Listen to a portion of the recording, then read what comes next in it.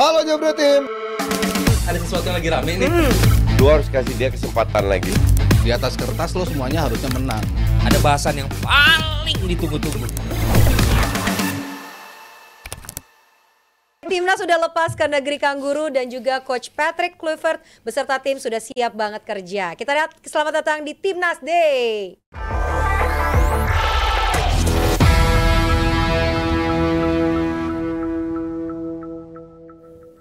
Tim udah sampai di Australia, udah siap berjuang, dan bahkan ada statement luar biasa dari Tom Hyer yang mengatakan mereka datang bukan hanya mencari hasil imbang, tapi ini auranya sangat positif, berupaya mencari kemenangan. Dan gue setuju apa yang dikatakan oleh Tom Hyer, karena dengan roster yang ada sekarang, Hyer sangat wajar berkata demikian. Pelatihnya juga dengan staff yang luar biasa.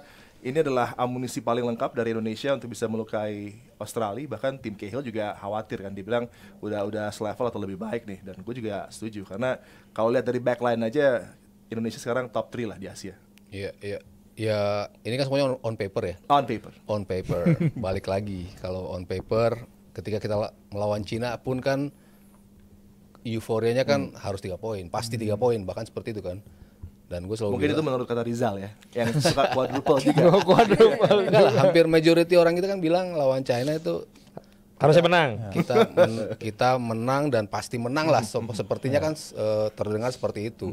Tapi kan kita harus melihat bahwa Cina melihat kita sebagai lawan yang harus kita menangin. Iya. Mereka posisinya seperti itu. Dan ketika mereka kalah 3 pertandingan pertama, apakah membuat mereka tim jelek? Kan nggak juga gitu kan. Itu yang harus selalu kita secara hati-hati untuk bisa masuk ke sebuah pertandingan gitu. Ini pun yang terjadi ketika lawan Australia. On paper kita dalam tanda kutip diuntungkan ketika big guys mereka pada hilang gitu ya. Terutama si kulkas 2 pintu Soutari itu kan. Harris Suter. Iya, itu nggak main. Kita tahu gimana pengaruh dia di lapangan, defensively ataupun di depan ketika ada bola-bola mati, set piece, itu kan sulit sekali untuk menjaga dia. Jadi banyak pemain mereka yang absen, itu memberikan tambahan optimisme di sisi kita. Itu kan on paper. Nah, gimana caranya kita untuk bisa mentransformasi on paper ini menjadi sebuah kemenangan di atas lapangan? Mungkin itu yang lebih penting. Jadi ya set ekspektasi juga. Australia tanpa 6 ini ya bukan berarti mereka akan jadi tim yang jelek gitu kan. Mereka tetap punya kemampuan untuk menyulitkan kita juga gitu. Jadi ya jangan sebesar itu optimisme. Tapi emang optimis ya haruslah kita menatap sebuah pertandingan. Cuman jangan harus menang, pasti menang. Nah, itu yang harus kita lihat lebih hati-hati sih kalau menurut gua. Ya, adisi dari para pemain yang baru bergabung juga, kayak Dean James yang kayaknya nih akan langsung starter, Valen. Kalau lo lihatnya dengan di sisi kiri ada Verdonk, ada James, ini kan positif banget. Assalamualaikum warahmatullahi wabarakatuh. Kita doakan tim nasional kita bermain maksimal dan kita doakan pemain-pemain bisa bermain dengan kemampuan maksimal mereka, dan kita berharap Patrick Kluivert dan juga 10 anggota timnya bisa maksimal dan memberikan yang terbaik dari penampilan pemain-pemain kita. Nah, kalau gue secara anak fan football aja dia kan kayak lo juga sama temen-temen. Ya kalau menurut gue sih perlu adaptasi ya gitu loh. Jadi menurut gue sih, gue bahkan bilang kemarin, apakah memang tidak bisa dengan yang pemain-pemain yang terakhir itu dulu yang dimaksimalkan gitu. Tapi kan ini hal yang bagus, menambah lagi amunisi pemain. Tetapi menurut gue untuk let's say starting 11, menurut gue tetap yang udah pernah main bareng dulu sih. Apalagi sekarang, satu, pelatihnya baru, kedua kita belum tahu apakah skema formasinya meneruskan yang lama atau tidak gitu kan. Terus kemudian juga pemain-pemain yang baru ini pun ya memang belum ada banyak waktu untuk mereka ngerti satu dengan yang lain gitu. Jadi tapi apapun itu saya tidak mau terselip bicaranya. Jadi pasti yang dipilih nanti sebagai starting 11 pasti itu merupakan hasil analisa, hasil pertimbangan dan keputusan yang dibuat oleh pelatih kita, Patrick Kluivert dan kawan-kawan. Tapi yang lo expect? Ini udah bagus banget jawaban gue. Udah sore set tutup ya. Kasih koma dikit. Gue kira langsung ke sini. Titik. Itu tadi nggak ada celah sama sekali tuh. Yang lo expect? Kalau mungkin ada upgrade dari penampilan, approach-nya kayak apa? Apakah stylenya akan agak diubah? Lo expect-nya apa dari Patrick Kluivert yang baru lah, yang bisa meningkatkan level Indonesia lagi gitu? kalau yang gue expect satu, kita yang tetap harus underdog. Kalau sekarang nih narasinya dan kelihatannya diaminkan oleh Australia, mereka memainkan komunikasi bahwa mereka yang underdog. Jadi gue nggak percaya banget sama yang Tim Cahill bilang, dan gue nggak percaya banget sama yang dia bilang hampir 11 pemain malah cedera gitu loh. Jadi gue malah berpikir mereka tahu bagaimana memanfaatkan teori ekspektasi tadi. Jadi sehingga pressure itu tidak ke Australia secara tim karena mereka juga kecolongan. Mereka kan seri sama kita istilahnya kecolongan ya waktu di GBK kan. Mereka kayak sedang mengiyakan deh euforia ini supaya mereka nanti malah bisa berbuat sesuatu yang jangan sampai kita tidak mengantisipasi.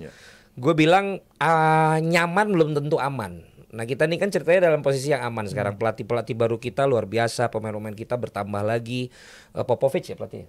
Tony Popovic Dia juga bilang ini pemain kayaknya setiap kita ketemu ada lagi yang baru gitu kan. Gue bicara sama Robi Gaspar juga berharap jangan deh, mudah-mudahan yang baru-baru juga jangan langsung dimainin karena mungkin mereka juga ngeliat ini kan pemain-pemain bagus gitu. Jadi dari gue melihatnya sih tetap kalau gue jangan all out attack kalau gue. Gue tetap bahkan nih tadi yang gue lupa bilang sama teman-teman, gue tuh malah setuju slot tuh kayak kemarin di final dengan mental yang baru kalah dan pemain-pemain yang ada dia main kayak di PSG yang pertama. Mendingan lo defend counter karena gila begitu counter nih 3 pemain ini kan ya Enrique bilang kayak jet kan. Nah kan kita juga mainnya kan biasanya 3 kan gitu. Ya sebenarnya nggak ada salahnya loh kita untuk menunggu dulu melihat dan kemudian kita bisa gebuk balik gitu loh, dibandingkan akhirnya kita malah yang terpancing, kita yang terbuka, ya mereka bisa memanfaatkan. Jadi kalau gue lebih berpikir defend counter, tapi bisa efektif gitu loh. Jadi nggak cuma memang bisa counter tapi nggak finishingnya nggak pas. Karena waktu kita lawan Jepang ya kalau nggak salah, kan ada 2 peluang awal sebenarnya sebelum akhirnya kita kebobolan banyak kan. Nah momen-momen finishing bahasanya Adi apa berarti? Clinical finishing ya. As well the background ya. Itu menurut gue yang malah harus dimanfaatkan dalam 2 hari 3 hari latihan ini. Kalau gue dibandingkan kita main pokoknya nyerang total football yang kita harus ingat juga bahkan total football itu pun baru juara 8-8 1 kali loh. 1 kali saja. Gitu loh. Itu yang kita tidak boleh lupakan juga kalau menurut gua. Malah ke final mainnya pragmatis banget kan 2010. Van Marwijk kan dikritik ketika dia pragmatis tapi ternyata itu yang malah bisa membawa sampai ke final ketika menghadapi tim seperti Spanyol gitu loh. Dan hampir menang lawan Spanyol. Nah, gue nggak mau lagi kita berbicara ke arah Spanyol. Nanti disangka gue malah ke Luis Mia. Tidak. Saya adalah penggemar Belanda. Nah, sekarang Indonesia. Jadi 2 negara itu akhirnya senang sekali. Gitu kan. Sekarang pas. Pas banget. Dan adakah yang akan kecewa kalau misalnya approach-nya tadi defending dulu gitu kan? Giliran yang acara yang mancing. Beda ya. Terus coba counter. Karena sekarang dari ekspektasi ke kecewaan. Kalau dari coach yang sebelumnya gitu, ini juga menjadi satu tactical approach yang dia pakai juga menghadapi tim-tim yang levelnya di atas Indonesia tentunya dengan konsep seperti ini untuk bisa mendapatkan result dan harus klinis 1-2 peluang berujung outcome-nya goal, outcome-nya juga kemenangan gitu. Dan kalau dengan cara seperti ini kan nggak ada perubahan dari gaya bermain. Apakah ini sudah menjadi hal yang oke atau justru nanti walaupun menang kok nggak ada perubahan ataupun bisa merebut poin tapi kok belum ada perubahan signifikan. Oke, sudah sampai sini dulu. Kita tutup. Kita akan bahas. Terima kasih sampai ketemu di DPI minggu depan. Enggak, karena Virsi harus kita tanya karena dari preskon Patrick Kluivert sampai Jordi Cruyff yang paling banyak pertanyaan itu dia dikasih sama si Paul. Jadi Paul Pak. Pidabel ya. Pidabel. Paul kan namanya? Iya, Paul Palele. Jadi harus lo transform ke sini lah. Enggak. English. In English. Besok dia dong. Besok.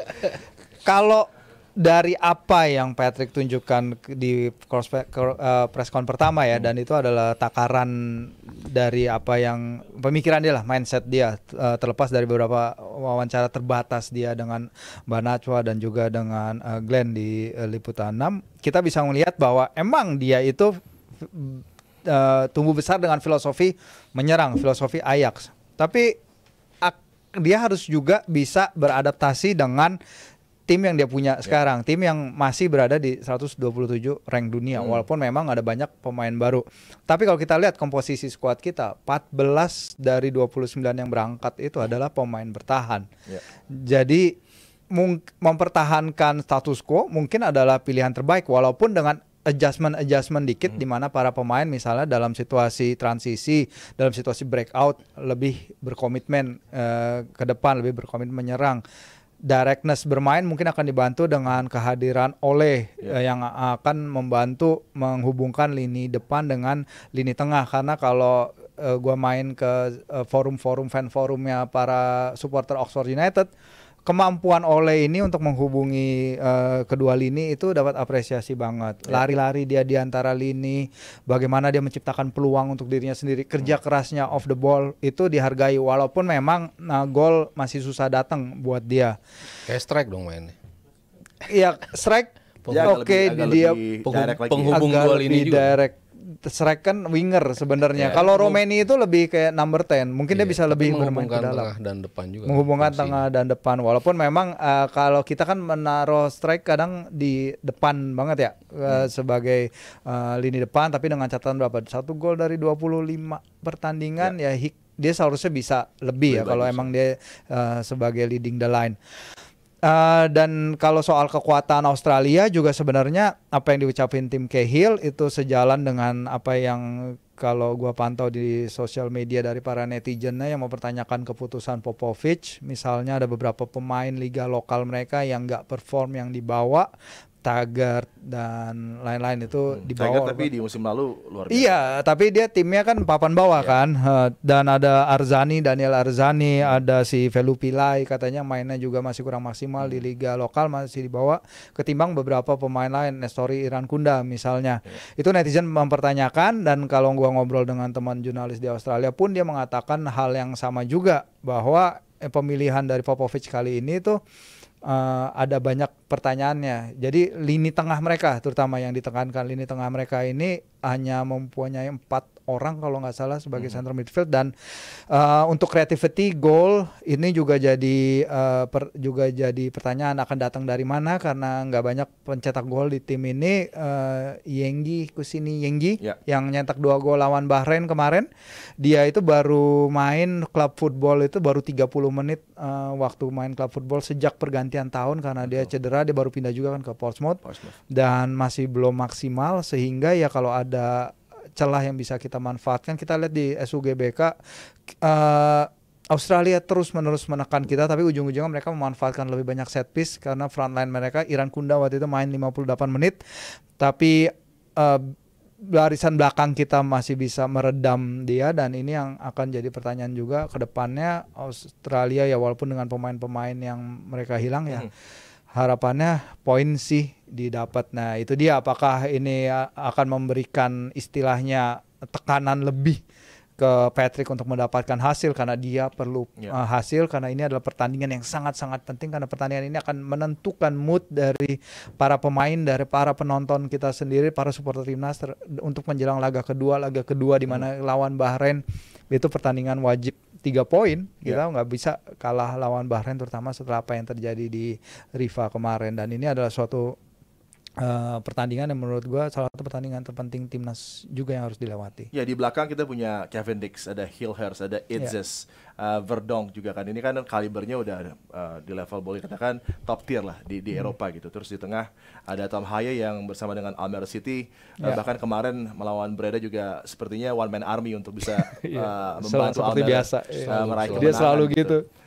Questionnya masih ada di lini serang. Ole Romani masuk, coba harapannya impactnya terasa. Tapi siapa yang menjadi pendamping dari Tom Haye di lapangan tengah? Karena ini terus menjadi posisi yang mungkin masih bisa diperebutkan oleh para pemain yang ada di squad. Ada Sandy Walsh misalnya, ada juga Pelupessy misalnya, ada juga Ivar Jenner, ataupun juga Kevin Dix yang bisa nyaman tampil multiple positions. Dari komposisi dulu ya, kalau gue pribadi sih lebih nyaman dengan 3 back sih, karena kan all this time kita main terutama berapa tahun ke belakang ya dengan 3 back, dan chemistry yang udah terbentuk dengan 3 back ini, sehingga ya menurut gue lebih make sense kalau kita tetap mempertahankan paling nggak di March ini ya kita main dengan komposisi ini dulu. Perkara nanti June bakal diubah menjadi 4-3-3 atau apa sesuai dengan apa yang diproyeksikan oleh timnya Patrick Kluivert, ya itu lain cerita gitu. Cuman untuk ini kan tadi Firzi bilang ini pertandingan yang sangat penting, pertaruhannya begitu besar, di luar dari penunjukan Kluivert itu sendiri dan juga menuju poin kita. Apakah kita akan berada langsung di rank 2 ataukah kita lolos ke 3-4 ataukah sama sekali nggak lolos, itu kan krusial banget dong kalau sama sekali. itu kan krusial banget kan, maksudnya dengan begitu tipisnya peringkat paling bawah juga poinnya 6 ya kalau nggak salah ya. Iya, kan? Ini grup paling ketat kita. Makanya kan siapapun masih bisa lolos, siapapun masih bisa tersingkir gitu kan di grup, kecuali Jepang lah ya, udahlah biarkan mereka terbang sendirian gitu. Tapi selebihnya kan masih bisa saling sikut-sikutan dan kita akan berada di mana setelah June nanti ya pasti ada kaitannya juga dengan 2 games di sini gitu. Di Australia tentunya yang tadi Firzi bilang akan menyetel mood kita seperti apa ketika melawan Bahrain. Makanya kenapa gue bilang tadi kalau Valen pendekatannya lebih ke defensif lalu kita counter karena kita punya kecepatan untuk melakukan itu, make sense juga untuk melakukan itu gitu. Karena Australia ya berapa kali juga kita tahu mereka punya kemampuan untuk menerobos juga, memanfaatkan tight spaces juga. Ini tim yang terlepas dari nggak bermainnya pemain-pemain mereka, tetap aja mereka main di kandang pasti nggak mudah juga buat kita untuk melawan mereka gitu. Jadi ya kita harus jadi Newcastle-nya lah. Ya, pokoknya kengototan itu lah. Dengan startnya dari 3 back itu yang gue bilang. Newcastle masih ada pernah lolos. Pernah menang. Ini kan nggak pernah nih. Ini memang benar-benar ayo gitu. Sementara empat di tengahnya mungkin ya Joel. Kalau gue sih Joey Pelopesi mungkin starter ya. Karena dia main konsisten juga bagi karena Tom Hai kan butuh pemain yang versatile untuk bisa mengcover posisi dia, coverage area-nya harus lebih luas. Betul sih, ya antara Jenner atau dia gitu. Cuman kan Nesa kalau berapa pernah main bareng mana enak. Tapi kan beberapa kali pemain senior itu menunjukkan bahwa ketika mereka dipasang langsung bisa nyetel gitu. Buktinya Tom Hai, Ragnar, Jay Itzes, Kevin Verdong, debutnya bagus loh. Verdong, Kevin Dix, pemain-pemain yang punya jam terbang tinggi ketika langsung dimainkan tuh ada kalanya mereka bisa langsung nyetel gitu. Berbeda dengan pemain muda, ketika Nathan dimainkan agak shaky, Hubner debutnya agak shaky juga, bahkan ada gol bunuh diri kalau nggak salah ya. Jadi kan 1-1 di Saitama. Pemain-pemain senior tuh kalau dipasangkan langsung, menurut gua punya kemampuan untuk bisa langsung adapt gitu. Jadi kalau nggak Jenner, ya Pelopesi gitu. Sementara 2 wingbacknya Verdong sama si Kevin Dix yang bermain di posisi itu. Jadi sebenarnya itu kita juga selevel Mas. Sama? Ya kita bisa dibilang kan Australia aja sama kita bisa kok kita bikin seri, tapi dia bisa bikin seri sama Jepang. Iya. Sama jadi emang hati-hati. Emang hati-hati. Iya. Makanya gue bilang ekspektasinya jangan yang mereka gak main 6 otomatis win, ya nggak gitu juga. Kita harus jadi Newcastle pokoknya. Kalau kita menang, jangan jadi Liverpool besok kita menang gitu. Menjadi Newcastle tuh harus menjadi inspirasi buat pasukan Garuda, dan harapannya ada nggak cuman menuju ke round keempat tapi juga otomatis untuk bisa qualify ke World Cup. Masih terbuka peluangnya. Kita harapkan nanti kalau hasilnya nggak sesuai. Kalau mau banyak live reaction sih 3-4 dulu. Tapi kalau mau biar langsung apa 1-2 langsung otomatis. Reactionnya ada untuk uji coba nanti. Ada. Dan kalau misalnya nih Valen, lo ngelihatnya ya kita saya udah lepas. Terakhir, kalau kan tadi expect-nya kita bisa curi poin, bahkan Tom Hai bilang kita bisa kesana untuk meraih kemenangan. Kalau misalnya resultnya nggak sesuai dengan harapan, kekalahan gitu, apa yang harus menjadi kebijaksanaan dari para penggemar sepak bola Indonesia? Karena banyak yang mungkin akan pressure tuh semuanya ada di game ini, padahal kita masih punya game Bahrain, masih punya game lawan China, lawan Jepang. Bahkan Jepang kalau udah nggak menentukan lagi, mereka akan tampil dengan mungkin tim Z-nya mereka gitu kan, yang seperti Indra Safri katakan Argentina Z bisa dikalahkan, dan Jepang kalau nanti di ujung bisa kalah juga kan, ada harapan untuk lolosnya di situ gitu, menuju ke misalnya round 3-4 atau automatic qualification. Seperti apa sih reaksi yang tepat dari penggemar sepak bola Indonesia kalau resultnya nggak sesuai dengan apa yang kita harapkan? Yang jelas bahwa kita berharap apa yang disampaikan oleh banyak narasi juga itu bisa terjadi ya, bahwa lu jangan samain lagi Indonesia Australia seperti Indonesia Australia dulu. Karena sekarang pemain-pemain kita itu sudah berisi pemain-pemain yang bermain di Eropa. Jadi tentu ini punya level bermain yang berbeda, pengalaman yang berbeda. Nah, kita butuh tuh bahwa memang ternyata pemain-pemain kita yang bermain di level Eropa menunjukkan bahwa mereka ternyata nanti bisa bisa seimbang atau bahkan membuat pemain-pemain Australia minder. Jangan sampai malah itu yang tidak terjadi, itu yang pertama. Kedua, mengenai hasil, dengan apa yang gue tadi sih gue lihat sepakat lah sama Mas Haryo bahwa dengan kita berharap mencuri poin bukan langsung mendapatkan 3 poin, itu akan jauh lebih membuat kita tidak kecewa kalau tidak terjadi nih. Tapi ketika kita sudah mikirnya 3 poin, kalau nggak kejadian kita jadi lebih kecewa. Emang ada yang salah nggak dengan 1 poin? Menurut gue nggak ada.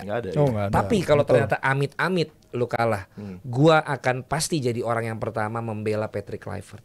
Orang banyak berpikir gue tuh selalu, lu nggak bisa move on apa? Salah besar. Lihat aja nanti ketika mulai ada kritikan, mulai ada misalnya umpatan kepada pelatih sekarang dengan jajarannya, lu lihat gua akan berada di mana standing gua. Karena ketika memang hal yang benar ya benar aja gitu loh. Nah, ini kan pasti tetap dia berani mengambil resiko untuk mengambil pekerjaan ini tidak tanpa uji coba, Mas. Uji coba. Langsung partai krusial di mana kita ada di posisi yang tadi kalau lu nggak dapat poin bisa gawat, kalau dapat poin lu bisa jadi pahlawan. Artinya ini risk taker yang luar biasa dan itu kita respect apapun nanti hasilnya. Jadi kita pokoknya support aja. Teori ekspektasi tadi harus kita jalankan, paling tidak 1 poin. Sehingga ketika lo menang, lo bisa euforia. Kalaupun amit-amit tidak, lo tidak terlalu down. Akhirnya lo nyela, lo maki-maki, lo kesel, lo mulai banding-bandingin. Udah, itu sudah tidak boleh kita lakukan, Adi. Dan yang harus diingat, ini posisi kita seperti ini mungkin belum pernah terjadi. Belum pernah. Ada chance untuk lolos otomatis ke World Cup. Ada chance juga melalui round keempat. Masih panjang perjalanannya. Kita nikmati seperti biasa di perjalanan roller coaster yang sangat indah. Patrick Kluivert dan pasukannya akan memberikan yang terbaik nanti di Sydney dan harapannya bisa kembali ke tanah air dengan setidaknya 1 poin. Dan Australia udah sering. Jadi ini bisa jadi dia kayak Liverpool. Dia udah biasa aja, udah gak semangat. Iya, dari kaget dia ngelihat. Kita yang harus semangat. Semangat pokoknya untuk meraih yang terbaik di Sydney. Betul sekali. Oke, terima kasih Awi dan PT Mitsindo Visual Pratama. Terima kasih juga untuk jebretin semuanya udah nyawer. Nggak kerasa per 2 jam loh hari ini kita live. Ini 2 episode ya. Tanda tangannya. Jangan lupa jebretin saksikan live reaction Australia versus Indonesia hanya di Jebret Media TV jam 15.30 tanggal 20 nanti. Oke, dari jam 15 kali ya, jam 15. Live kick off jam 4 ya. Oke, kalau mau nonton yang 48 jam di channel yang lain. Kalau liputan 6 apa tadi? Sportstar, Kompas. Pokoknya 1 gadget tapi lu ganti-ganti. Dadah, selamat malam.